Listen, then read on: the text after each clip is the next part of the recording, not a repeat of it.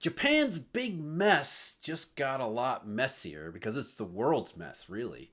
The Bank of Japan followed through and finally hiked rates for the first time in 17 years. They scrapped YCC and did a whole bunch of other stuff too. And the markets reacted to that not at all in the way that you're led to expect.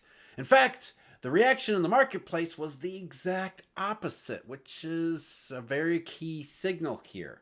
And it's a signal that what's happening outside Japan matters so much more than what just did on the inside. And even BoJ officials like Governor Kazuo Ueda acknowledges there's something to be concerned about here with what markets are pricing that isn't consistent with the rate hikes.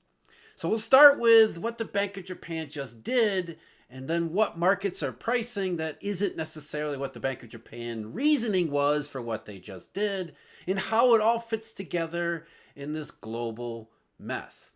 Well, as far as what just happened, that part's easy. The Bank of Japan said, wages are going up, virtuous circle, need to cut off the ultra accommodative QQE and all the BoJ policies. Their statement last night said, at the monetary policy meeting held today, the policy board of the Bank of Japan assessed the virtuous cycle between wages and prices and judged it came in sight that the price stability target of 2% would be achieved in a sustainable and stable manner toward the end of the projection period of the January 2024 Outlook report. The bank considers that the policy framework of quantitative and qualitative monetary easing, or QQE, with yield curve control and negative interest rate policy to date have fulfilled their roles, which is totally, completely absurd. QQE and YCC didn't do anything. Even if you believe in this wage price virtuous circle that the Bank of Japan is talking about and economists always talk about, regardless of whether it's Japan or elsewhere, QQE had nothing to do with it. It's been ongoing consistently enough since April of 2013. We're talking over 10 years. Yield curve control was started in September of 2016. Multiple years. It doesn't take that long for ultra accommodative policies to finally work over a decade later. I mean, I know they talk about lags in monetary policies in central banks, but this is just absolutely ridiculous. So even if you believe the wage story, QQE had absolutely nothing to do with it. In a sense, Governor Ueda was acknowledging that's the case too. Just said, hey, the conditions that we were seeking appear to be happening. We're not really going to say how they actually happened that way. So we'll remove these tools, or we'll stop using them because their mission has been fulfilled, however that actually happened. But it wasn't QQE that did it. And so the real question here is about this virtuous circle between wages and prices. As companies pay more to their workers, workers are able to absorb the costs that companies are trying to pass along to them. And what the Bank of Japan is saying is that this inflationary wage price spiral will settle down into a range that is at least around and consistent with the BoJ's price target at 2%. It'll all just work out naturally and nicely. It won't get out of control and it'll lead to 1970 style great inflation in Japan, nor are they saying they expect it to go back to like before, where consumer prices just stop altogether and the economy stuck in the same lost multiple decades that it's been in. And that's where the market verdict is really troubling. What the BoJ did was they eliminated their negative interest rate policy. So the overnight call rate, which is applicable to interbank markets, the banking system, they moved that up, the call rate target, to between 0 and plus 0.1%. So it had been negative, and there was your negative interest rate policies. They're getting rid of yield curve control, which was promising to hold the 10-year JGB to around 0% interest rate, or 0% yield. Now they're just going to say, we're going to make JG purchases. We're going to promise to buy more in case of a rapid rise in longer-term interest rates. So they're going to continue to buy JGBs at a consistent rate.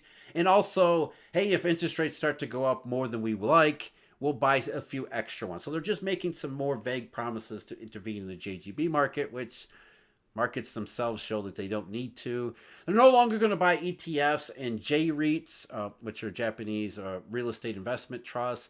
And they're even going to wind down their corporate bond purchase program, although they're going to do that over the period of the next year. Before we get too much further into this global mess in Japan, I do want to let you know that Eurodollar University is having a spring sale starting next week. Some of our best prices ever on membership bundles, research subscriptions, all the stuff that Eurodollar University has to offer. In the membership, there's a whole bunch of stuff. There's Q&As, there's presentation videos, there's conversations. Research subscriptions, we have the daily briefing talking about the day's biggest macroeconomic news as well as the big market movers of that day, and the daily deep dive analysis where every day we go several thousand words deep and many charts into all the topics that we discuss here on YouTube, but don't get a chance to go further into. So Eurodollar University memberships and subscriptions spring sale coming up. Check out our website, eurodollar.university, or stay tuned here. I'll let you know when that's all live. Now, the background behind the Bank of Japan's policy shift is pretty obvious here. They've been saying it all along. Wages are going up. Prices are going to therefore be stable on the plus side. Therefore, we're out of the deflationary mindset. Now we could normalize our policies to what seems like a more normal economy. And the reason why they were able to do that is they're looking at the economic situation and saying, yes, there are things to be concerned about, but it's these wages and what consumers are expected to do with them that is going to lead us to this normalization path. The economic situation, according to the Bank of Japan yesterday, was Japan's economy has recovered moderately, although some weakness has been seen in part. The pace of recovery in overseas economies has slowed. There's the key risk. Although exports have been affected by the developments in overseas economies, they have been more or less flat. Industrial production has been more or less flat as a trend, but has declined recently, partly due to the effects of a suspension of production and shipment at some automakers. They're talking about the Daihatsu scandal at Toyota. But trade has softened, and flat is actually weak and softening, and there's more indications that it might be softening further. And industrial production wasn't entirely just about that one scandal at the automaker. There are more and more signs that Japan's economy is taking negative impacts from around the rest of the world. Global trade recession, and indeed global recession as a whole. So the Bank of Japan is already acknowledging that we have this weak starting point that we have to keep our eye on, but we're more than optimistic about this other stuff. Japan's economy is likely to continue recovering moderately for the time being, supported by factors such as the materialization of pent-up demand.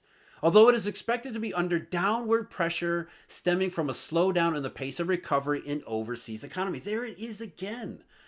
The Japanese even acknowledge that the chief risk to the Japanese economy is coming from the outside. And they're saying that pent-up demand will be the key internal support that triggers all this virtuous cycle stuff. Therefore, as a virtuous cycle from income to spending gradually intensifies, Japan's economy is projected to continue growing at a pace above its potential growth rate, therefore supporting all of this modestly target-bound inflationary processes, an economy that continues to move forward and is able to withstand all of these negative pressures, and so on and so on. It all depends upon Japanese consumers who have been stuck for the last several years. First of all, lockdowns, although they didn't really have lockdowns in Japan, but emergency measures that limited the mobility of consumers and workers and everything else. Then the consumer prices from the supply shock hitting Japan later in the cycle than everywhere else.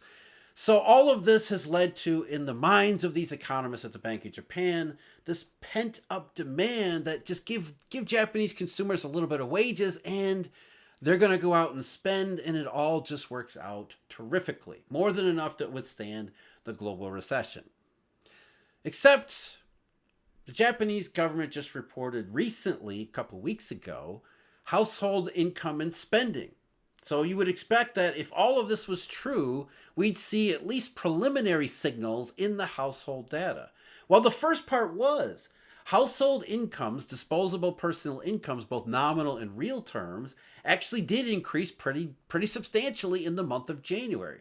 Now, household incomes had been terrible for the last couple of years, in particular 2023. Remember, the Bank of Japan said all this stuff last year too, and it didn't work out. But either way, household incomes have been terrible in 2023. Nominal incomes were lower and real incomes just hammered. But in January of 2024, some of those wage increases were starting to filter into incomes. According to the Japanese government, nominal and real disposable income in the month of January up almost 4%. And that's month over month, not year over year, in the month of January alone, erasing some of the sharp declines toward the end of last year. So big increase in incomes. And if there was all this pent-up demand waiting for this increase in incomes, you would expect spending to skyrocket too. Except spending tanked in January. According to the same data, nominal month-over-month change in spending was minus 1.2%. And that was the third straight monthly decline in nominal spending in Japan. And it was the biggest decline. Sounds like retail sales in the United States. Real spending month over month in January was down 2.1%, and that was the fourth straight month that spending had declined.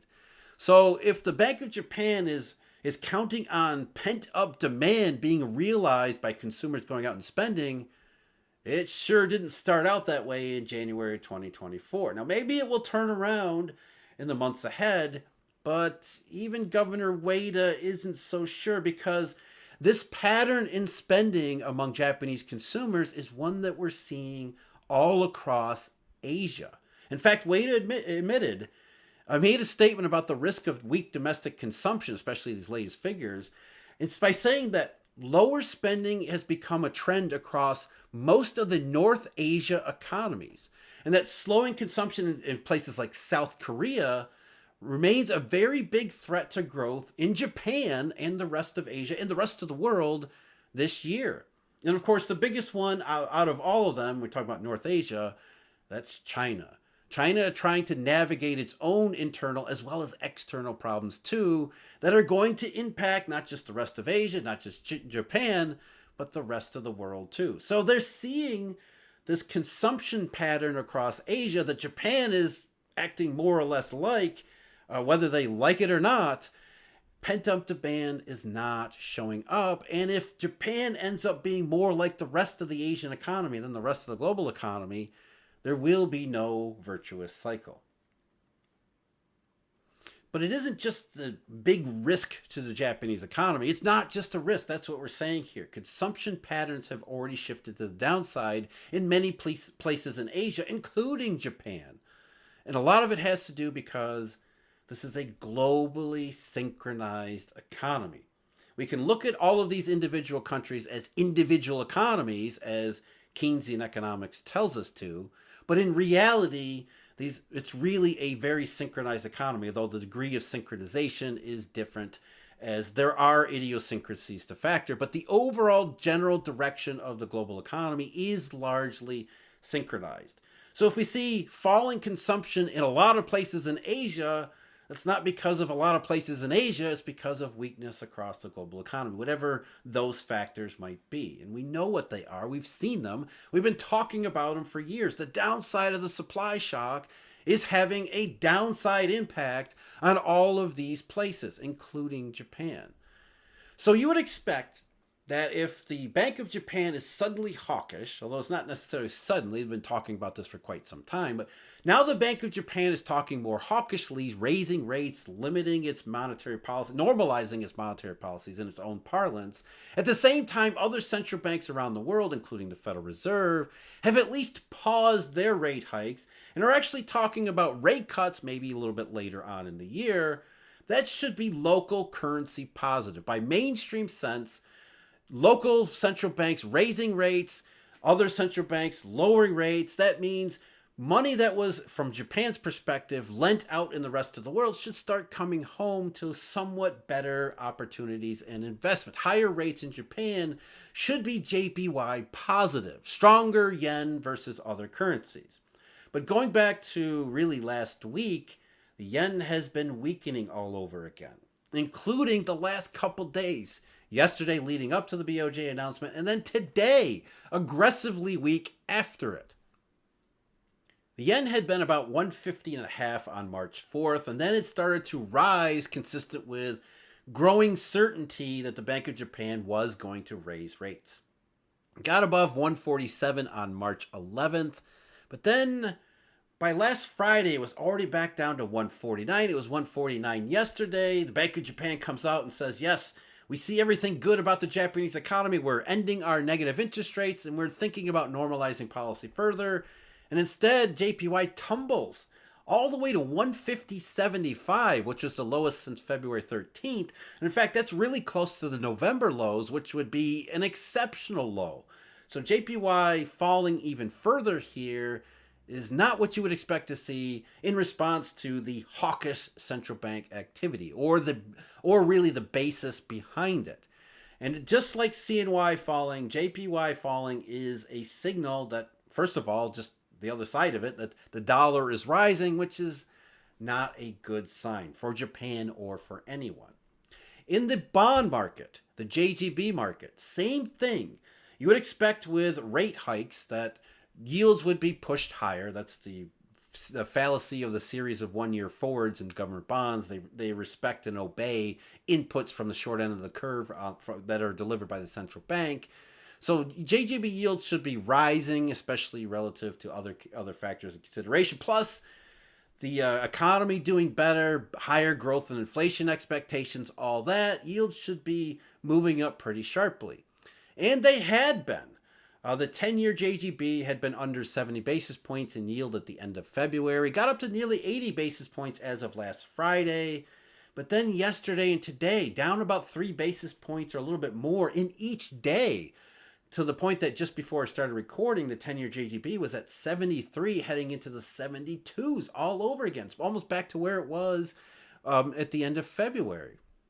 The 2-year JGB, and by the way, that's without yield curve control. That's without the Bank of Japan promising to manipulate the bond market and the yield curve in a way that suits its whatever its policy needs. The 2-year JGB, that had been 0 back on January 15th, and then of course the more increasing confidence about rate hikes, they got up to about 20.5 basis points as of March 11th. But then just like JPY turned around, the 2-year has been moving lower in yield, including a bigger move today that brought the yield back down to 0.176.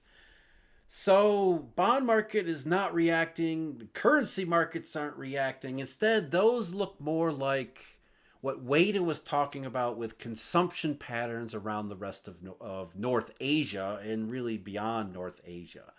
These are more like increasing demand for safety and liquidity, JGBs. Rising dollar, which is a recession signal, tightening dollar funding, which consistent with global trade recession, global recession, those types of impacts. So the market recognized that the Bank of Japan actually did hike rates, as many people were expecting, as they've been preparing the world for. But they're also looking at that as, first of all, political more than economics, which I've talked about before, don't need to get into here. And more than that, even if the Bank of Japan believes what it's saying about a virtuous cycle with wages, the markets don't believe it's going to last. That this one rate hike is not going to turn into 2, then 3, then 4, then 5. Instead, they're starting to price a higher probability that we get one and done from the Bank of Japan. Maybe 2 rate hikes just to emphasize the politics of it all. But it's not going to last. And what the important part is in all of this, it's not going to last because globally synchronized. The mess in Japan isn't strictly a Japanese mess. It's coming from the rest of the world. The Bank of Japan admits it. They're just got their fingers crossed that this wage price thing, the pent-up demand, will finally get triggered and pull Japan out of its lost decades. Markets aren't quite all that sanguine. That pattern of consumer weakness in North Asia, well, we're seeing the same thing in the United States too. When you look at recent retail sales report, as I did just recently, you see consistency there as well. That's not a good sign either. As always, I thank you very much for joining me. Huge thank you. Eurodollar University members and subscribers, look for a spring sale coming up. And until next time, take care.